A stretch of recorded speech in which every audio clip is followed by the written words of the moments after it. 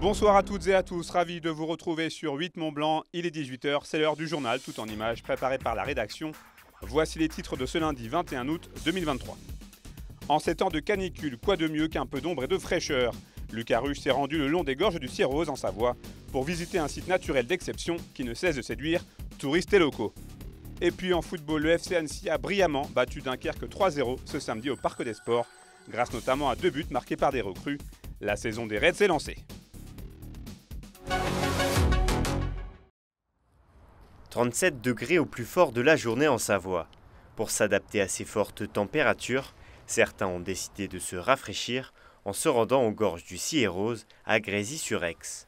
Véritable havre de paix, les gorges du Sierrose sont devenues le premier site classé de la Savoie en 1910. À l'image de cet ancien moulin à eau, le passé du site refait aujourd'hui surface. C'est à la fois un lieu géologique, puisque c'est un canyon tracé dans le calcaire, à l'entrée d'Aix-les-Bains.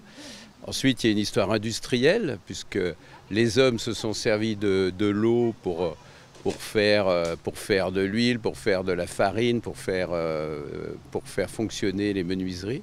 Et puis après, il y a la grande histoire et la petite histoire qui est intervenue dans ces gorges. Donc l'alliance de ces trois faits fait que les gorges du Sierrose sont devenues un site remarquable qui a été classé au début du XXe siècle par l'État français, quoi. Fermé pendant des années pour des raisons de sécurité, le site des gorges du Sierrose a été réaménagé en 2021 pour permettre au plus grand nombre de découvrir ce lieu d'exception. Il a fallu remettre beaucoup d'argent, mais ça valait le coup de remontrer. Il y a pratiquement plus personne connaissait les gorges du Sierrose. Et maintenant, c'est près de 100 000 personnes par an qui visitent les gorges. Donc c'est un grand succès, on est très contents. Aujourd'hui, quelques centaines de visiteurs à la recherche de fraîcheur se sont rendus dans les gorges du Sierrose, un lieu visiblement apprécié par ces vacanciers de passage dans la région. C'est un endroit facile d'accès, c'est assez convivial, c'est pas trop difficile par rapport aux balades qu'on peut faire plus haut sur le Revard ou sur la Dent du Chat. Donc voilà, on a trouvé ça sympathique. C'est un îlot de fraîcheur où on peut emmener en plus les enfants, ce qui est bien. Bon, les miens sont grands maintenant, mais c'est vrai que si j'avais des enfants, je les emmènerais volontiers ici. Notamment quand il fait aussi chaud. Entre histoire, légendes et biotopes préservés, les gorges du Sierrose vous permettront de vous évader le temps d'une petite balade, et cela à seulement 5 minutes d'Aix-les-Bains.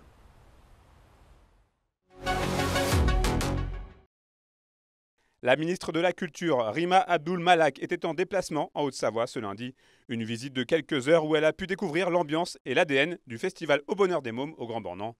Les organisateurs de l'événement en ont profité pour rappeler l'essence même du festival, à savoir lâcher ses écrans pour venir voir du vivant. Un message aujourd'hui plus que jamais d'actualité, comme nous l'explique Alain Benzoni, le directeur du festival.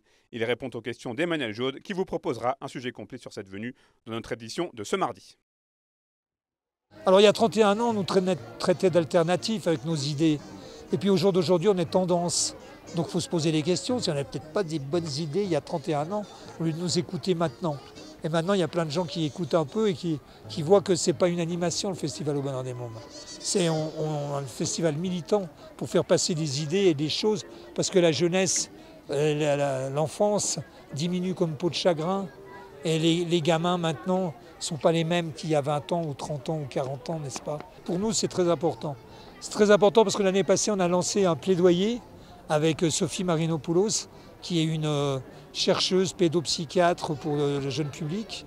Et on a lancé un plaidoyer qui dit « Quels enfants va-t-on laisser à la planète ?» Et on veut essayer justement de tirer des sonnettes d'alarme. Et on va remettre le plaidoyer à la ministre et essayer justement de se battre contre tous ces dangers nouveaux qui en arrivent à plein de choses pas bonnes, qui sont là avec cette société et qui sont engendrés avec cette société. Donc le harcèlement et tout et tout. Donc voilà, on est très content que la ministre soit là et on va essayer justement de continuer un truc avec elle sur ce plaidoyer. Le FC Annecy recevait Dunkerque, une équipe promue au Parc des Sports ce samedi pour la 3e journée de Ligue 2. Les Hauts-Savoyards ont fait la différence en deuxième mi-temps grâce à leur recrue. C'est tout d'abord Antoine Larose qui ouvre le score à la 55e minute. Peu de temps après, Warren Caddy, le nouvel attaquant du FCA, double la mise de près. Kevin Testu inscrit le 3e et dernier but annécien dans le temps additionnel sur un joli service de Steve Chamal. Score final 3-0. Je vous propose d'écouter la réaction de Laurent Guyot, recueillie après la rencontre. J'apprécie pour l'instant aussi la solidité. On va retenir le 3-0, mais je ne vais pas dire que c'est anecdotique le 3-0, mais vous savez, à un moment donné, ça se joue à peu de choses. Il n'y a pas 3 buts d'écart entre ces deux équipes-là. Donc, à un moment, vous arrivez à faire basculer le match. Et puis, je dirais, la tendance s'inverse un petit peu. Donc, voilà, il faut surtout garder de l'humilité. Il y a encore beaucoup de matchs à faire. Il y a beaucoup de points à prendre encore pour avoir un été prochain plus tranquille. Il faut féliciter l'ensemble du groupe parce que c'est une première victoire dans ce championnat. Il faut l'apprécier. Il va falloir, si on veut parvenir à notre objectif de fin de saison, il va falloir aller en chercher beaucoup. On a construit notre match. Bon, on savait qu'avec la chaleur, ça allait être difficile de mettre du rythme. Et je pense que c'est assez logique que ce soit un match qui soit décidé sur la deuxième période. Mais ce qui est important, c'est d'afficher. Au-delà des 0 buts encaissés, c'est le peu d'occasions concédées aussi. Donc voilà, il y a un travail qui est fait de ce côté-là, un peu plus spécifique avec Mathieu Chalmé qui nous a rejoint dans le staff. Donc voilà, on va continuer encore une fois.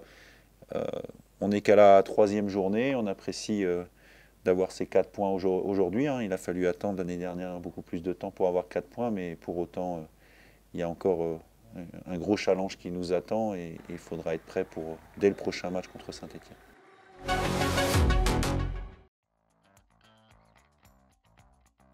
C'est la fin de cette édition. Merci pour votre fidélité à l'information sur 8 Mont Blanc.